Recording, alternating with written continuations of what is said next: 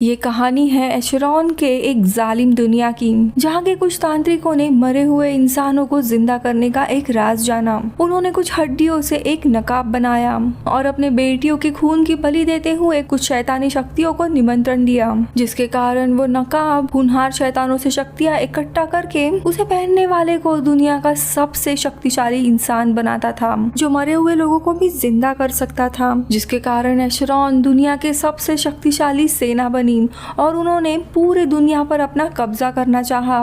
लेकिन बारबेरियन इनके खिलाफ खड़े रहे, जो कि सबसे शक्तिशाली थे, और उनकी एशरॉन के खिलाफ काफी खतरनाक जंग होती है, जिसमें बारबेरियन ने एशरॉन को नेस्तनाबूद कर दिया। उसके बाद उनका नकाब लेके इसके टुकड़े कर दिए और इन टुकड़ों को अलग अलग जगह पर जमीन में गाड़ के रख दिया ताकि किसी के भी हाथ ना लगे। लेकिन उसी समय एक भविष्यवाणी होती है कि दोबारा कोई ये नकाब हासिल करेगा और एक ऐसा योद्धा आएगा जो जंग के मैदान में पैदा होगा और उस नकाब कोश को वो लड़ाई में हराएगा।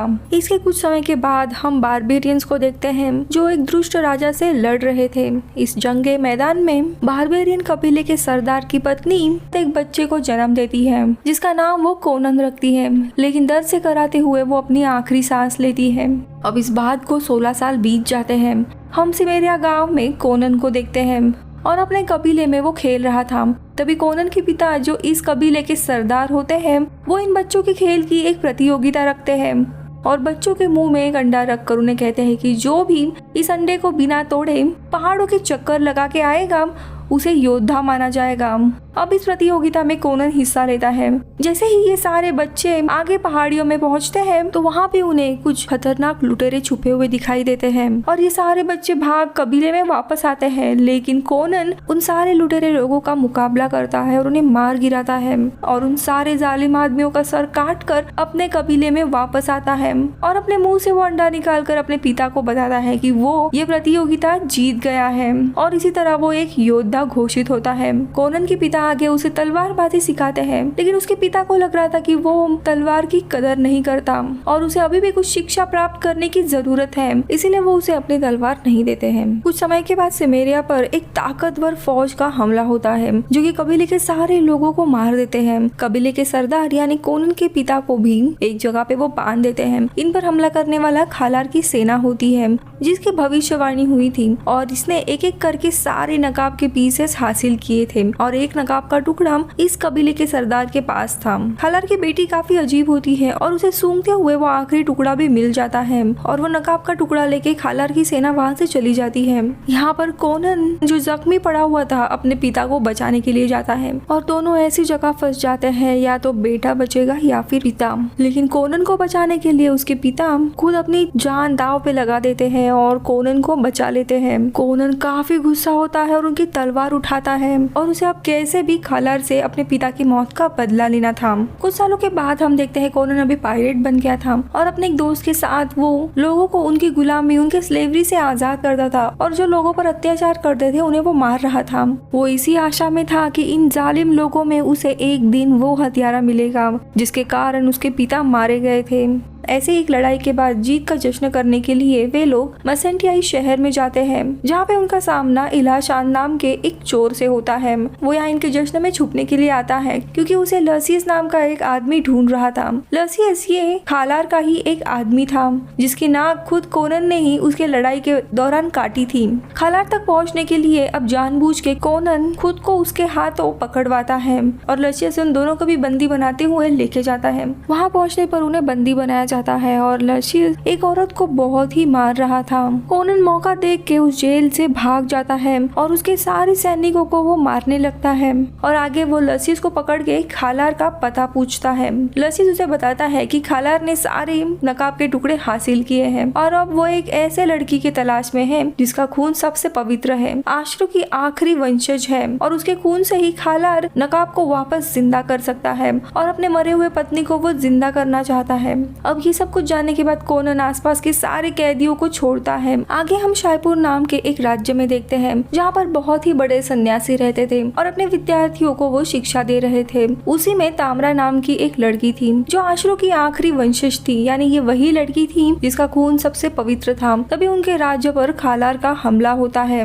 ये देख वो बुजुर्ग अपने सारे विद्यार्थियों को वहाँ से भागने के लिए कहता है क्योंकि वो जानता था ताम्रा आश्रो की आखिरी संतान है। इसके बाद खालार उस बुजुर्ग को पकड़ते हैं और उसे ताम्रा के बारे में पूछते हैं, लेकिन वो कुछ भी नहीं बताते तो उन्हें मार दिया जाता है। तो यहाँ पे हम ताम्रा को देखते हैं जो जंगल के रास्ते भाग रही थी। तभी खालार के कुछ सैनिक उसके पीछे लग जाते हैं। कोनन भी जंगल में आसपास ही था। जब वो घोड़ों की आवाज सुनता है तब वो समझ जाता है कि ये जरूर खालार की सेना होगी और वो देखता है कि वे लोग एक लड़की को पकड़ना चाहते हैं और वो ताम्रा को बचाने के लिए जाता है और इन सैनिकों से वो काफी लड़ता है। रात में ताम्रा और केनन दोनों भी एक जगह पे रुकते हैं। यहाँ पर कोनन ने खालार के एक सैनिक को जिंदा रखा था। खालार के ही कबीले के पास वो जाता है और एक ऊंचे पहाड़ से उस सैनिक के मुंह में संदेश डालकर उसे नीचे फेंक देता है। उस संदेश में उसने ताम्रा के बारे में बताते हुए कहा था कि उसे पाना है तो उसे अकेले मुकाबला करना होगा। अब अगले दिन खालार और उसकी बेटी कैनन से मिलने के लिए आते हैं और ताम्रा के बदले में उसे सोने के काफी सारे सिक्के देते हैं, लेकिन कोनन कहता है कि उसे सोना नहीं बल्कि खालार का सर चाहिए। अब ये सुनते ही खालार की बेटी उसके ऊपर हमला करने के लिए सैंड सोल्जर बनाते हुए उस पर हमला करती है। वो सैंड सोल्जर ताम्रा और कोनन को मारने आते हैं।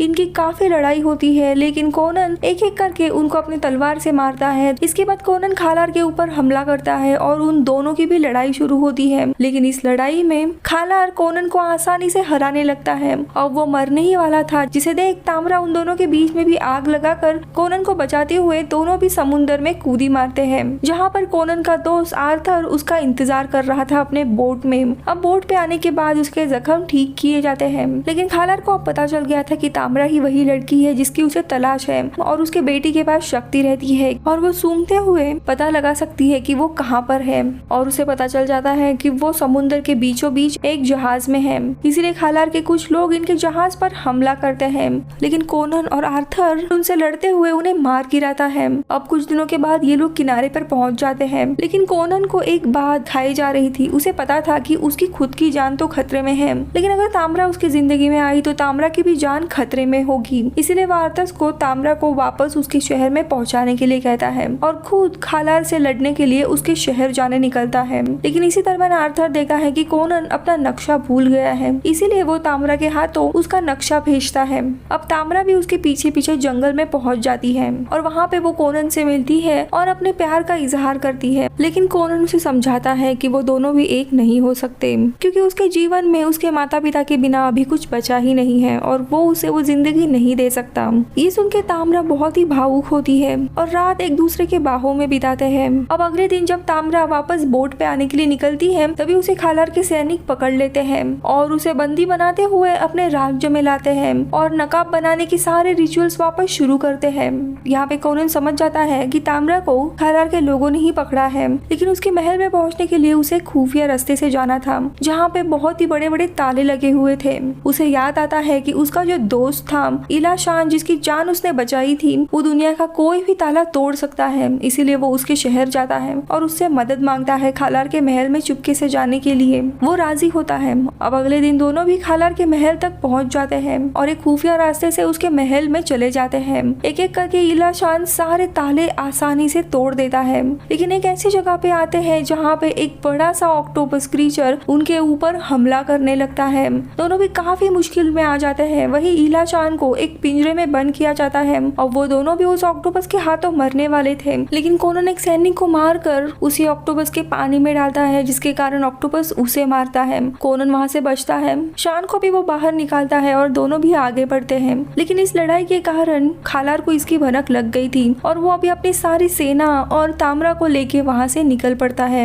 यहाँ पे इलाशान ने सारे ताले तोड़ दिए थे, इसलिए वो भी कोनन से अलविदा कर अपने शहर वापस चला जाता है। यहाँ पे हम देखते हैं खालार ताम्रा को एक गुफा की जगह पे लेके आता है और वहीं पे वो सारी रिचुअल शुरू करता है। देखते ही देखते उसका खून वो निकालता है और उस नकाब पे डाल देता है और उसका नकाब सारे शक्तियों से वापस जिंदा हो जाता है। उसमें जान चली आती है और खालार उस नकाब को पहनता है, जिसके कारण वो काफी शक्तिशाली होता है। फिर वो अपने मरे हुए बीवी को जिंदा करने की कोशिश करता है, लेकिन तभी वहाँ पे कोनन आ जाता है और वो एक सैनिक को मार के उसके फेस में वहाँ पे पहुंच जाता है। चुपके से वो रिचुअल वाली जगह पे आता है और वो खालार के ऊपर हमला करने जाता है और इन दोनों की भी लड़ाई शुरू होती है। अब इस लड़ाई के कारण ये पूरी जगह बहुत ही तेज हिलने लगती है, जिसकी वजह से तामरा जो एक लकड़ी के पहिए से बंधी हुई थी वो नीचे खाई में गिरने लगती है। खाई बहुत ही ज्यादा गहरी थी, लेकिन बीच में ही पहिए के कारण वो अटक जाती है। खालार और कोनन दोनों भी एक दूसरे से लड़ाई करते वक्त नीचे कूद जाते हैं और उसी खाई के पहिए पर आ जाते हैं। अब यहाँ पे सबसे पहले तो कोनन तामरा को पहिए से छुड़ाता है और यहाँ से भागने के लिए कहता है। अब तामरा अपनी जान बचाकर वहाँ से भाग ही रही थी, लेकिन तभी खालार की बेटी उसे सूंघते हुए उसके नजदीक आती है और उन दोनों के बीच में अब लड़ाई शुरू होती है, मगर तामरा उसका मुकाबला नहीं कर पाती। वो कोनन को आवाज लगाती है उसे बचाने के लिए और कोनन जो खालार से लड़ रहा था वो लड़ाई छोड़ तामरा को बचाने के लिए आता है। वो खालार की बेटी का हाथ काट देता है और तभी तामरा उसे एक जगह पे ढकेल देती है, जिसके कारण वो तलवार पे जा गिरती है और वो तलवार उसके आर पार चली जाती है। अब खालार वहाँ पे आ जाता है। ये देख तामरा और कोनन वहाँ से भागने लगते हैं, लेकिन तभी तामरा का पैर फिसल के वो नीचे गिरने लगती है, लेकिन वो एक चैन से बंधी हुई थी और कोनन उस चैन को पकड़ लेता है। और तभी खालार वहाँ पे आता है और वो मंत्र बोल के अपने पत्नी को वापस रिवाइव यानी जिंदा करने की कोशिश करता है और उसके पत्नी की आत्मा तामरा के शरीर में प्रवेश करने लगती है। ये देख हंसते हुए खालार कोनन से कहता है कि वो देवता बन चुका है और उसे कोई भी नहीं हरा सकता, लेकिन तभी कोनन उसे अपने पिता की बात याद दिलाता है और वो कहता है कि तुम देवता बने हो, लेकिन किसी न किसी दिन तुम्हें भी नीचे गिरना है। और कोनन लकड़ी के उस पुल को काट देता है जिस पर खालार खड़ा हुआ था। कारण अब वो इस गहरी खाई में गिरते चला जाता है। अब वो गिरने के कारण उसका नकाब भी चकनाचूर होकर नष्ट हो जाता है और इसीलिए तामरा के शरीर से उसके पत्नी की आत्मा भी चली जाती है। अब कोनन तामरा को ऊपर खींच लेता है। ये गुफा पूरी तरीके से टूट रही थी, दोनों भी भागते हुए वहाँ से निकलते हैं और इसी तरह खालार उस गुफा गिरने के कारण मारा जाता है। अगले दिन कोनन तामरा को उसके घर छोड़ देता है और उससे आखिरी अलविदा कहता है। कुछ दिनों के बाद कोनन वापस अपने गांव लौट आता है जो पूरी तरीके से बर्बाद हुआ था और कंकालों के अलावा कुछ भी नहीं होता। वो अपने घर में जाता है और अपने पिता की तलवार को उसी जगह रखता है जहाँ उसके पिता रखा करते थे और अपने पिता को याद करते हुए उनकी तलवार वो वापस जमीन के अंदर रख देता है और इसी तरह वो अपना बदला पूरा करता है और ये मूवी इधर ही खत्म होती है। आई होप आपको अच्छी लगी होगी। मैं मिलूंगी आपसे अगले वीडियो में, तब तक के लिए बाय बाय।